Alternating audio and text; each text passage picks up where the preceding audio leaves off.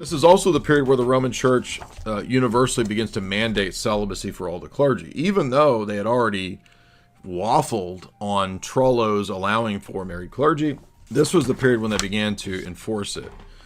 The first cardinal election was 1059. And by the way, I think I got it backwards. It's actually Leo the Ninth who's first. He's Gregory the Seventh before Gregory the Seventh. So it's Leo the Ninth that goes to war and has all the principles that Gregory the Seventh then puts into Dictatus Papae. So I got that. I think I got that backwards. Part of the controversy, by the way, side note, that led to the rise of the authority on the part of the Bishop of Rome in terms of claims for himself was the controversy between Gregory the Seventh and Henry the Third.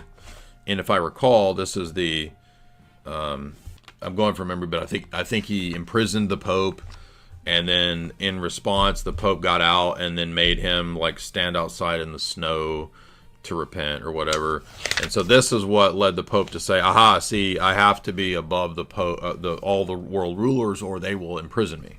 So this is his rationale. So yeah, so it's Leo the Ninth's beliefs that lead to Gregory the Seventh's principles listed in Dictatus Papae, and that's covered on pages 48 and 49 of this book. And of course, after this is this period, by the way. Let's see. The first time the word Vicar of Christ is ever used is this period. And that's admitted by Congar. So this is page 50. Clear as day. Now, Unum Sanctum is written by Boniface VIII in 1302. So this is actually a few centuries after Dictatus Papae. So between 1090, when this is first stated as far as we know in the papal registry, and then explicitly formulated and mandated by 1302, it's made abundantly clear that this is necessary for salvation. And remember, as we've shown in the debates and in the recent videos, this is repeated all the way up into the Syllabus of Errors and the Vatican I Pius IX documents. They repeat that you also still have to believe in the temporal supremacy of the Roman bishop to be saved. It cannot go away. It's not a flexible doctrine. Now, post-Vatican II, this has all been explicitly discarded. In fact, the papacy has worked to de-Catholicize Christian states. And everybody knows about this. Even Benedict participated in this. So you essentially have the rejection of the medieval doctrine, the medieval Latin papal doctrine of the temporal supremacy of the Roman bishop.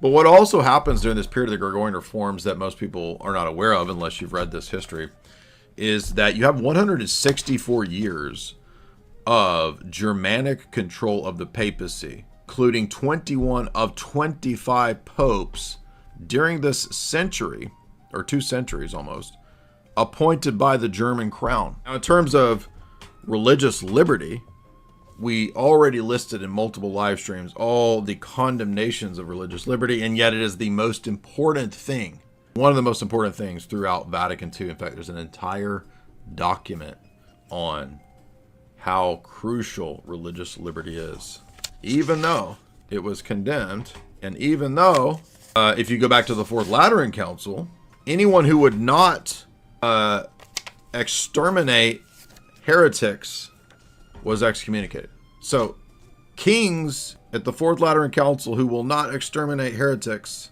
are excommunicated. Fast forward to Vatican II in 1965. Religious liberty and freedom of conscience and freedom of worship are fundamental human rights guaranteed everywhere to everyone at all times. I mean, this is a joke. This thing is actually a ridiculous joke. And they just can't accept it. It's so earth-shattering and frightening that they can't accept that. However, after all, to say it once more, the papacy until then had no sense of itself as an international body that had responsibilities for the entire world beyond the Alps and for Christian Europe as a whole. As its confining history during the post-Carolinian age illustrates, Rome until this time had rarely interfered outside of Italy. Now, how is Vatican I true if that's the case? By contrast, in 1049, it was being extolled as the undisputed center of all of Latin Christendom, the supreme divinely ordained authority of the Church, universal. If anything, papal activism forced Europe to take notice. The Church of Rome was thus on the threshold of an entirely new age. Pope Leo, in fact, transformed them into an immediate principal counselor of advisors known as the cardinals. This is where we get the office of the cardinal, which there was no cardinals in the first millennium of Christianity, by the way. So, by the way, if you want to understand, like, the fact that this is a totally different church, just look at the cardinals, who Leo the Ninth just creates, right? By decree in 1059, the cardinal bishops would in fact be honored with metropolitan authority and choose the election of a new pope. Now, Roman Catholics say, well, the pope can do whatever he wants, so who cares? Interesting. So the pope can do whatever he wants, who cares? Oh, but actually nowadays the pope's held by tradition. He can't do whatever. So it's not really clear exactly how the pope can do whatever he wants, but he's also not able to do whatever he wants. Oh, he's bound by tradition. The liberalism from the Orthodox perspective actually goes back to the papacy being the original Protestantism. And the reason that we say the papacy is original Protestantism is because the church abandoned the earlier synodal collegial structure that Rome now admits was the structure of the church of the first 1,000 years. If you read the Chieti document, as you've heard us point out many times, which is a Vatican-approved document on the Eastern model of the church, it admits that the Bishop of Rome did not have unilateral, universal jurisdiction in the first millennium. That's a massive admission that Orthodox have complained about and critiqued for a millennium. So what happened, though, when Rome went in this direction? Well, it sort of necessarily fell into a kind of geopolitical world power structure. And it's not just the greed of the popes or something like that that led to that. That's part of it. But we also have to understand that there were historical factors, the fall of Rome to the barbarians in 400, 410, the rise of the prominence of the Bishop of Rome to also be a kind of a cultural hegemony at the time, the rise of the Papal States, the rise of these things, which contributed to the ever-growing worldly geopolitical prestige of the Bishop of Rome. Now, from the Orthodox perspective, we didn't suddenly decide to just break communion in 1054 or whenever, just willy-nilly. From our vantage point, the papacy, after many, many centuries, and I'll use the Gavin Ortland term, began to have accretions when it came to their own view of themselves. So what was originally, from our perspective, you see this in the canons of Nicaea, for example, Canon 6, a first among equals relationship, or in the canons of Sardica, for example, a first among equals with an appellate structure where you could ask for a retrial. None of which is the Vatican I model of a unilateral, autocratic, Rome has spoken case is closed, right? Roman Catholics just do not read their documents. Now, it's funny, too, that after this period is the first discussion of the Pape. Here's an interesting question that you never hear the Roman Catholics raise. When is the first mention of infallibility for the Bishop of Rome? Does anybody know? It's explicit, like an explicit reference to the infallibility of the Bishop of Rome. Now, if this was always the teaching of the church, presumably it would have been in the first 1,000 years. But no, it turns out there's not a mention of this in the first 1,000 years. Well, when was the first mention of papal infallibility, specifically? Historian Brian Tierney has shown that papal infallibility itself did not develop slowly, but was created by members of the Franciscan order at the end of the 13th century because it suited their convenience to this doctrine. Pope John the 22nd attacked their doctrine of evangelical poverty, and in 1324, John the 22nd actually condemned papal infallibility as a novelty. He also got in trouble for other doctrines, and he's one of the popes that Roman Catholics will argue over as to whether he actually taught heresy. Anyway, regardless, John the 22nd was, he says, the Franciscan leaders defended the cherished papal bull on the grounds that it was irreformable, and its very irreformability logically presupposed papal infallibility. John the 22nd, however, was not interested in personal papal infallibility. For him, infallibility would place him in a straitjacket, limiting his powers and thus limiting the reigning pontiff by the infallible declaration of every predecessor. Now, Are you thinking, let's think about this in a practical mode of thought here. We've never had this before. The papacy decides it's going to have warrior monks. Who do you think the warrior monks are loyal to and fight for? The papacy. So he's creating his own army.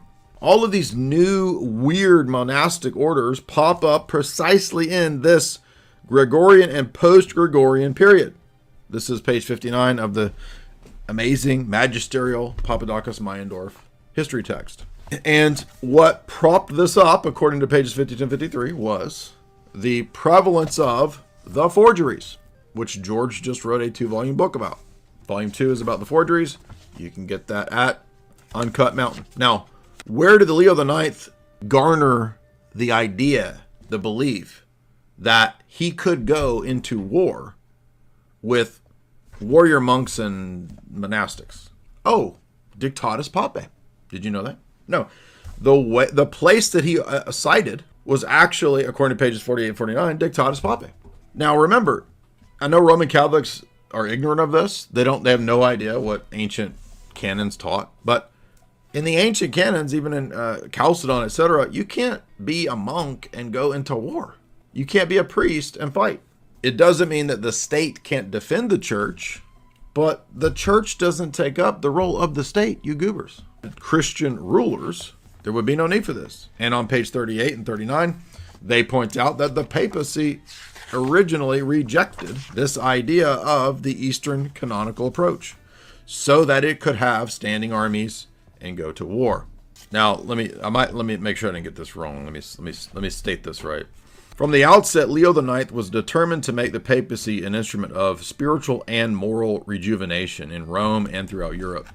To this end, Leo journeyed to the central and south of Italy, but also to France and Germany and across the Alps 3 times. Nearly 4.5 years of his 5-year pontificate were in fact spent outside of Rome. The numerous regional reforming synods held during this period of lengthy sojourns often had as their target the traffic in ecclesiastical offices and unchaste clergy. So the motivation wasn't just power. They did want to reform the lax state of the clergy in the Roman jurisdiction. Their object was to rid the church of abuses by restoring canonical discipline. The need to reassert both the validity and the binding power of canon law for all clergy was repeatedly emphasized. However, this is not Eastern canon law, but papal law. Oh, well, that all sounds good, so where's the problem? Well, here we go. This is where this becomes problematic. The attempt was to originally decree canons against simony, sexual laxity amongst the clergy, sexual laxity in local synods and how they ruled, and many priests at this time had concubines. Many were suspended, deposed, and excommunicated. The object, in short, was to punish all the offenders, and even if the synods were not always successful, no one doubted that Leo IX and his team of like-minded assistants were serious in their reforms. They were always treated in a what? Synodal way, not unilateral autocratic way. And what's the last line? The Bishop of Rome did not exercise canonical authority over the churches of the East in the first millennium. That is contrary to all of Vatican I's claims. So, from our perspective, what happens is that Rome doesn't overnight go bad. It wasn't there from the beginning. Over many centuries, the Roman See's view of itself grew into a position that was eventually untenable by the East. That's our position. Now, another really well done introductory book on this is Two Paths by Michael Welton.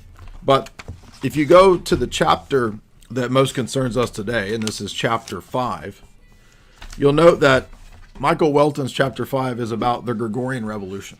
And the deeper that you go into the Gregorian Revolution in this period, I've read several books just on this period. So this is not me just picking this. I'm telling you that this is an Orthodox book that is summarizing what you will find in the academic literature. And even Roman Catholic academic literature from Dvornik or Congar basically admits most of these points now. In the 11th century, in what's called the Gregorian Reform, or if you're Orthodox, the Gregorian Revolution, the papacy took on openly massive, explicit geopolitical world power. Roman Catholics just do not read their documents. They just assume what Roman Catholic dogmatic theology is from whatever gibbering, yapping pop apologists they hear on the internet, and they repeat it like a bunch of mina birds and chirping goobers, when in fact it says very clearly in their own documents that appeals in the appellate structure, this is the canons of Sardica that they like to appeal to, was not a unilateral Bishop of Rome decides what's right. In fact, the appellate structure allowed for the Bishop of Rome to, if he deemed it appropriate, order a retrial to be conducted in Rome? No, in that bishop's province. So you see, this is nothing like the claims of the Vatican I apologists. And that's why you'll see me referring to the documents that the Roman Catholics never refer to. They don't go to their documents. They give you this spill, this bad car salesman pitch, but they don't go to their documents. You'll notice there that it's not just Rome that had an appellate structure. You could actually appeal to other sees as well that were important, such as Constantinople. See that right there? Appeals regarding disciplinary matters were also made to Constantinople and to other sees. So it wasn't even a unilateral only to Rome thing. They were always treated in a what? Synodal way, not unilateral autocratic way. And what's the last line? The Bishop of Rome did not exercise canonical authority over the churches of the East in the first millennium. That is contrary to all of Vatican I's claims. So, from our perspective, what happens is that Rome doesn't overnight go bad. Now keep in mind, in the canons of Chalcedon, it is forbidden for clerics to also have a role in the civil state. And I have to talk very slow because every time I talk to Roman Catholics about this, and they cannot understand this. When I talk about unum sanctum, they get lost. They don't understand what it is I'm saying. So I'm going to be very clear, hopefully. This is where it becomes a geopolitical secular power. So let's take the two powers model, church and state. The state pertains to the things of the body, to this life, to justice, to the death penalty, to war, etc. The church deals with things of the spirit, the soul, the inner man, right? So there's a body-soul relationship that's often used of the two powers idea, the temporal earthly power and the spiritual heavenly power. Due to the papal forgeries in part and the claims of the Gregorian papacy, the argument began to be made that, especially in Dictatus Papae, as you know, because the Pope is the head of the church, that makes him also the head of the temporal bodily world as well. So he's the head of both church and state, and thus you must confess this doctrine of the Pope being also a world leader, a geopolitical world power to be saved. That is unum sanctum. And the last paragraph of unum sanctum is about this issue. Not only must you confess the Pope as the head of the spiritual power, you must also confess the Pope as the head of all kings and emperors and a world emperor power to be saved. And if you don't, you are not in communion with the Roman pontiff and you cannot be saved. No one had ever used this term vicar of Christ, although I take that back. According to Papadakis, the term vicar of Christ was actually used for the emperor, and then it becomes the title for that the Pope uses in the West. So when Roman Catholics use the phrase vicar of Christ, you can point out to them, oh, you mean the same term that was used for the emperor prior to 1059? Yeah, when was it ever used prior to 1059 for the Roman bishop? By the end of the century, Pope Innocent III was already discarding the formula representative or vicar of Peter, and now he used the term vicar of Christ. The text goes on to talk about the forgeries being key to this period, and it was actually the entire Eastern Church which was the basis for Dictatus Papae itself. Dictatus Papae is directed against the Eastern Church. Then we get the new weird monastic fighting orders who are the agents that prop up the new papacy. Does that not make a lot of sense? We get Bernard of Clairvaux, we get the Templars, we get the Hospitallers, the papal assassins of this period. And all is trash. Notice how they don't even care that the very rise of a papacy with a sword undercuts the notion of a Christian state. They don't even realize that this undoes the very thing that they think is based in trad, a Christian state, because it's no longer a duty and a role of a Christian king or emperor. It's now the role of the head of the church, the spiritual power. So it's confusing the spheres of authority and power. If you've ever watched Jeremy Irons playing the Borgias, that's actually a good series. You get another insight into just the insane, preposterous levels of like worldliness during that period, which it's not a moral critique. I understand that plenty of Orthodox bishops throughout the world have been luxurious and corrupt and all that. So the argument here is not about moral corruption or impeccability. The argument is about a doctrinal change, an ecclesiastical change in the structure of the church and in the doctrines of the church, to say that the Pope can now have standing armies, go to war, excommunicate entire nations when their kings don't go to war for them to fill the papal coffers. And it's these things, in part, that led to the Reformation. That doesn't mean the Reformation doctrines are good, but the critiques of the Reformers are not without substantial basis. That's the point. You hear that? So it's preposterous and dishonest when Roman Catholics treat Orthodox as subservient to the state. We're Caesaropapists, we're Erastians. No. You had almost 2 centuries where literally German kings appointed 21 of the 25 popes. Pope Leo IX is the first pope to openly go into warfare, into battle. The first pope to personally go to war, to call for a standing army to go to war, to be conducted against the Normans, ending in disaster with him being taken prisoner.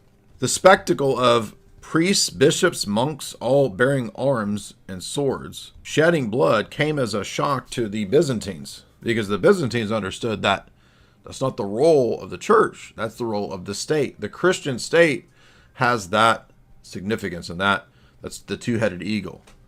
And now we have the church side of the two-headed eagle putting on the temporal crown. This is also the period when we first get holy monks that can fight, warrior monks. There have never been warrior monks prior to this, okay? There's a great chapter on this in another excellent book that I recommend, The Christian East and the Rise of the Papacy, 1071 to 1453 by Papadakis and Meyendorff. It's a great book. Excellent on particularly the Templars and the rise of the monastic knights who would fight. But the church doesn't take up the role of the state, you goobers.